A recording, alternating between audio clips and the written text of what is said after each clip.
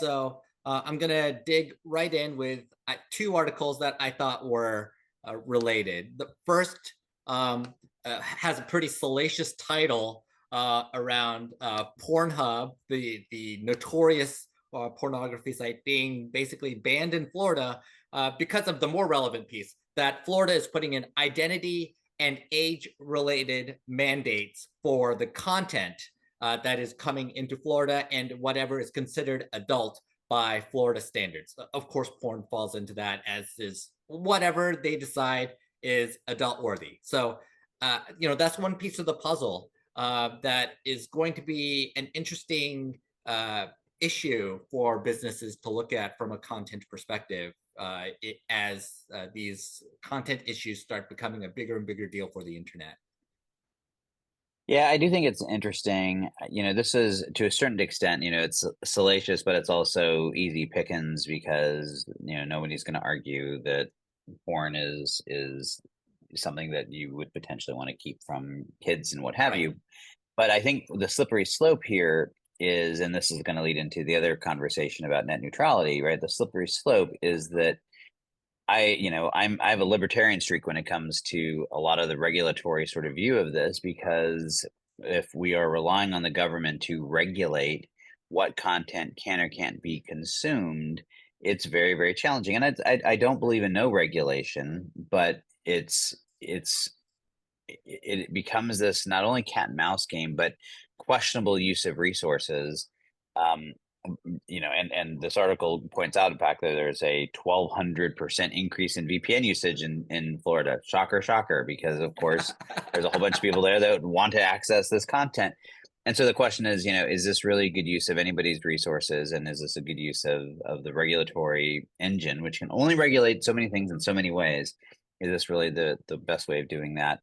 And I think it's going to be interesting. And I think that the net neutrality, I mean, the stuff does matter, right? Because Right. again, that slippery slope nature, every single business is increasingly relying on internet driven traffic to transact their business. And so I think while most of us would probably say, oh, this is not anything we are subject to, there's a whole lot of different avenues where this can take place. The net neutrality is a much more classic example of this, where suddenly, in this case, the opposite, right? The banning of net neutrality, which was a Mhm. regulatory schema that basically said that if you were effectively a utility provider, a provider of internet service, that you had to provide equal access.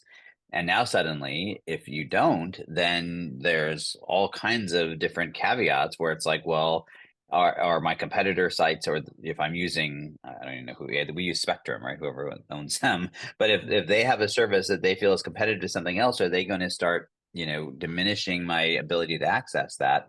And by the way, like I have no other options. They're the only people I can use. And so, it's all of these different factors. And I think if you're a CIO today, it's one of those very challenging parts because you have no direct control over any of this. And yet you have to figure out how do you respond and manage it if it is in fact impacting your business in some way. Right. So if you're somebody like Comcast, you might want to put the screws on, say Netflix, and say, hey, we're suddenly gonna have a new Comcast tax for your content. That's a super obvious example. But even going down the rabbit hole from a content perspective, if you are Salesforce or you're ServiceNow or you're a big SaaS company that does a lot of traffic because you're in the cloud over a network, does a network now say, hey, as a business content provider, we're going to charge you extra to run over our network for all of your thousands of customers? Or if you're doing something that is regulated, going back to the Pornhub example, do you now have to do agent identity regulation for all of your content because you are doing something that's government related or otherwise health insurance related, something that requires additional verification above and beyond the username and password and two-factor authentication that we take kind of for granted at this point? Do you have to do additional work to actually collect licenses now, or driver's licenses or passports? This is a weird new world for content compared to what we have been dealing in recent years. And although this isn't going to affect everybody immediately, I do think there are enough issues that CIOs have to really start thinking okay, what else are we going to have to deal with?